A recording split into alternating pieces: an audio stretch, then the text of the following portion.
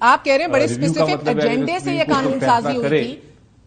علی ظفر صاحب اس پہ ذرا وضاحت کیجئے. جب آپ کہہ رہے ہیں بڑے اسپیسیفک ایجنڈے سے اس پہ یہ قانون سازی ہوئی ہے تو کیا ایجنڈا تھا؟ میں وہی بتا رہا ہوں. تو یہ پہلے اٹیمپٹ کی گئی کہ وہ جو ریویو کی پاور دی ہوئی ہے اس کو اپیل کی پاور میں تبدیل کر دیا جائے. وہ پہلا قانون آیا. وہ قانون چیلنج ہوا سپریم کورٹ میں اور سپریم کورٹ نے کہا وہ آپ آئین کی ترمیم کیے بغیر آئین کی ریویو پاور میں امینڈمنٹ نہیں کر سکتے. وہ معاملہ ختم ہو گیا.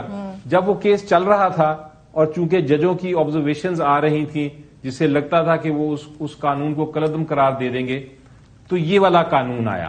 اور اس قانون میں بھی انہوں نے اپیل کی طاقت دی, ریویو کو تبدیل نہیں کیا. وہ اپنی جگہ قائم تھا لیکن ایک نئی پاور دے دی اپیل کی. اور پھر آخر میں بالکل جب یہ پاس ہونے لگا تھا تو ایک امینڈمنٹ آ گئی اور اس امینڈمنٹ میں جوائنٹ پارلیمنٹ میں شاید یہ امینڈمنٹ پیش کی گئی جس کے اندر یہ کہا گیا کہ یہ والا جو قانون ہے اپیل کا یہ پاسٹ یعنی ماضی کے کیسوں پہ اپلائی ہوگا. تو ادھر تھوڑا بہت ذکر کیا کیونکہ یہ پارلیمنٹ اس زمانے میں آپ کو یاد ہے کہ وہ پارلیمنٹ ایک ون سائیڈڈ پارلیمنٹ تھا, اپوزیشن کے بغیر تھا جناب. تو اس پارلیمنٹ میں یہ باقاعدہ کسی کچھ ذکر ہوا لیکن زیادہ تر پارلیمنٹ کے باہر ذکر ہوا کہ جناب یہ ماضی میں کیوں جا رہے ہیں, آپ فیوچر کی بات کریں. ماضی میں تو صرف ایک شخص کو آپ فائدہ اٹھا دینے کی کوشش کر رہے ہیں. With all due respect lawyers کی بھی تو ہے نا جنہوں نے سپریم کورٹ میں میلیفائڈ انٹینٹ کا بتایا ہی نہیں یا اس کو ایکسپینڈ ہی نہیں کیا. جی نہیں, یہ بحث تو بڑی اچھی کی گئی. وہ بہرحال فیصلہ تو ایک طرف ہونا ہی تھا اور یہ دیکھیں کہ آپ 5 ججز ایک طرف تھے, 10 ججز ایک طرف تھے. فیصلہ تو آپ بات کر سکتے ہیں کہ کیا بحث ہوئی کیا نہیں ہوئی. میں خالی آپ کو انٹینٹ کی بات کر رہا ہوں کہ اسی لیے آپ دیکھیں کہ جو یہ والی شک تھی ماضی میں اپیل کو ڈالنے کی کہ ماضی میں بھی اپلائی کرے گا, وہ 8 ججز نے اس کو مسترد کر دیا. اور اس مائنورٹی 7 ججز کے اندر مائنورٹی 7 ججز کے اندر چیف جسٹس بھی ہیں. یہ صرف ایک شک میں مائنورٹی گروپ کا حصہ ہے چیف جسٹس جو یہ ریٹروسپیکٹولی ریویو کا حق دینے والی شک ہے. جی تو جو بھی ہے میجورٹی سے فیصلہ ہو گیا تو وہ شک جو ہے اب وہ ایک طرح سے کالعدم قرار دے دی گئی. اور اب یہ قانون جو ہے یہ صرف ماضی نہیں بلکہ صرف مستقبل کے لیے اپلائی کرے گا. تو اس کا مطلب ہے کہ یہ اب وہ پناما والی ججمنٹس پہ اپلائی نہیں کرے گا. جی بیرسٹر امتیاز, تو یہ ایک پرسن اسپیسیفک تھا یہ والی شک, بالکل, اور وہ شک ختم کر دی گئی ہے. یہ میرا خیال ایک بڑی سکسیس ہے اس کیس کی. جی یہ پروسیڈنگز ریکارڈ ہو چکی ہیں اور یہ ساری اب آنے والے وقت کے لیے ریکارڈنگ وکلاء چلائیں گے, ینگ وکیل چلا رہے ہیں اور وہ دیکھ رہے ہیں کہ کس طریقے سے رائٹ آف آڈینس دیا جاتا ہے اور کن لوگوں کو دیا جاتا ہے اور کن لوگوں کو نہیں دیا جاتا.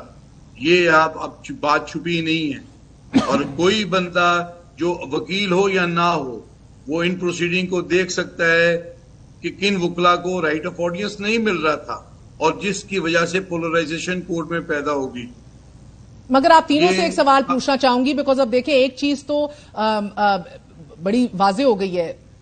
مجھے بتائیں کھوکھر صاحب کہ نواز شریف صاحب کا رستہ, چلے سیدھا پوچھتی ہوں, کاغذات نام داخل کرا سکیں گے نواز شریف صاحب؟ دیکھیں کاغذات نامزدگی تو ہر شخص کروا سکتا ہے لیکن اس کی ایکسیپٹنس جو ہے وہ ریٹرننگ آفیسر کی رسپانسبلٹی ہے کہ وہ دیکھے کہ کیا اس کے کاغذات جو ہیں وہ جمع ہو سکتے ہیں یا نہیں ہو سکتے. تو الیکشن ایکٹ کے اندر ترمیم دیکھے گا جو 5 سال تک محدود ہو گئی ہے. اب یہ ہے کہ اگر میاں صاحب کے کیس کی اسپیسیفک بات کریں گے تو میاں صاحب کے پاس اس وقت جو ہیں وہ 2 کنوکشنز ہیں, ایک العزیزیہ کے اندر ہے اور ایک ایون فیلڈ کے اندر, ایک کے اندر 10 سال ہے ایک کے اندر 7 سال ہے. دوسرا اس کے اندر یہ ہے کہ پاناما والی جو ججمنٹ ہے اس کے اندر سپریم کورٹ آف پاکستان نے یہ ہولڈ کیا ہوا ہے کہ جتنی دیر تک کورٹ آف لا کا ڈکلیریشن موجود ہے اتنی دیر تک آپ کی ڈسکوالیفیکیشن جو ہے وہ انٹیکٹ رہے گی. اور جب وہ انٹیکٹ رہتی ہے تو اس کا مطلب یہ ہے کہ وہ پرماننٹ ڈسکوالیفائی اس چیز کے اندر رہیں گے. اب جو سیکشن 232 کے اندر امینڈمنٹ کی گئی ہے کہ جو یہ کہا گیا ہے کہ جہاں پہ آئین یا قانون کے اندر میعاد کا ذکر نہیں ہے تو وہ 5 سال ہے, نمبر 1 یہ ہے کہ وہ سپریم کورٹ کی ججمنٹ کو نلیفائی نہیں کر سکتی، چونکہ سپریم کورٹ کی ججمنٹ موجود ہے، ریویو ڈسمس ہو گیا ہے. اور دوسرا یہ ہے کہ جو سیکشن 232 ہے اس کا پراسپیکٹو افیکٹ آئے گا، اس کا ریٹراسپیکٹو افیکٹ نہیں آئے گا. اور وہ بھی چیز یہ ہے کہ اگر 232 کو بھی صرف مان لیا جائے، لیکن اگر سپریم کورٹ آف پاکستان یہ کہتی ہے کہ کورٹ آف لا کا ڈکلریشن جتنی دیر موجود ہے، تو یا تو سپریم کورٹ اس چیز کو ریوزٹ کرے یا کسی اور کیس کے اندر جا کے تو اس آبزرویشن کو چینج کرے. لوگوں کو بتائیں نا، Nawaz Sharif disqualified for life ہے اس وقت. جو ہے نواز شریف صاحب جتنی دیر تک سپریم کورٹ آف پاکستان کی ججمنٹ موجود ہے اس کے مطابق پرماننٹلی لائف ٹائم ڈسکوالیفائی ہے. اور علی ظفر صاحب تو وہ کاغذات نامزدگی جمع نہیں کرا سکتے، ان کو تو چوتھی بار وزیر اعظم بنانے کا کہہ رہی ہے پی ایم ایل این. جی دیکھیں، جب تک کہ ان کی جو کنوکشنز ہیں، یہ درست فرمایا، دونوں کنوکشنز جب تک وہ سیٹ اسائڈ نہیں ہوتی اور جب تک سپریم کورٹ یہ کلیریفائی نہیں کرتا کہ ان کی جو ججمنٹ ہے وہ لاگو ہوتی ہے ان پہ امینڈمنٹ کے بعد یا نہیں، تب تک وہ نااہلی ہیں. ان کے سامنے کافی سارے ہرڈلز ہیں. تو اس کے لیے کسی کو عدالت جانا ہوگا نااہلی ختم کرنے کے لیے. اس کے اوپر میں بھی کچھ کہنا جی میں آتی ہوں. علی ظفر صاحب ختم کر لیں، میں آپ کے پاس آتی ہوں. ان کو کوئی عدالت جائے گا کہ سر یہ 5 سال کی نااہلی تو ان پہ نہیں لاگو ہوتی؟ جی عدالت جانا پڑے گا اور وہ عدالت سے یہ کیس جو ہے وہ ختم کرانا پڑے گا. Very interesting. جی امتیاز صاحب، آپ کو بھی یہ لگتا ہے کہ ڈسکوالیفائڈ فار لائف ہے؟ 7 رکنی بینچ نے جو تشریح کر دی تھی ایکٹ کی، کیونکہ اس کو تو ایک زبردست قسم کا کوشش کی پی ڈی ایم کی حکومت نے کہ 5 سال کی تک نااہلی کو محدود کر دیا جائے. دیکھیں، میں ریسنٹ پاس میں پی ٹی آئی کے وکیل کے طور پہ مختلف کیسز میں بیرسٹر علی ظفر صاحب کے ساتھ پیش ہوا ہوں جی، لیکن اس کے باوجود میں ایک رسپانسبل وکیل ہوں. میاں نواز شریف کا کیس جس کے اندر ڈائریکٹلی آرٹیکل 184(3) کے تحت ان کو ڈسکوالیفائی کیا گیا، یہ مناسب کیس نہیں تھا. اس کے اوپر بہت بڑا لمحہ فکریہ ہے اور اس کے اندر بہت سارے ایسے قانونی تقاضے ہیں جن کو نظر انداز کیا گیا.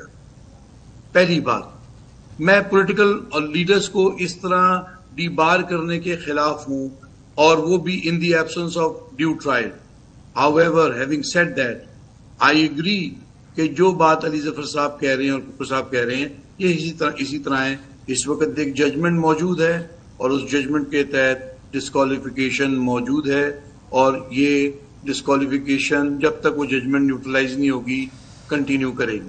تو پھر آپ تینوں ریسپیکٹڈ آفیسرز آف لا ہیں، آپ تینوں سے پوچھتی ہوں، starting with you barrister Imtiaz and then coming to you eventually, کیا کوئی بھی عدالت اس ملک میں یہ نظیر یا پریسیڈنٹ سیٹ کرنا چاہے گی کہ ویدر یو لائک اٹ اور ناٹ، ایک کانوکٹ اور ایک اسکانڈر جو ہے اس کو پہنچتے ہی ایک پولیٹیکل ایکٹیویٹی کرنے کی اجازت دی جائے اور وہ مینار پاکستان میں جا کے جلسہ کرے؟ نہ کہ وہ کہیں میری صحت خراب ہے یا گھر کا کوئی ایشو ہے، بٹ پولیٹیکل ایکٹیویٹی کے اندر ان کو انڈلج کرنے دیا جائے اور اس لیے راداری ضمانت دے دی جائے.